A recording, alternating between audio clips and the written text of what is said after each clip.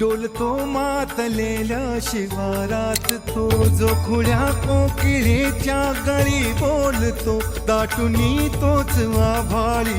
थांबतो नाचवी वीज जो त्याना भाच्या उरी होई काठी कधी आंधळ्याच्या करी घेऊन लाट ये जो किनाऱ्यावरी तोला सारा जगाचाही तो सावरी राहतो धोमनी या जनी जीवनी एका पाशाणी तो सांग माबा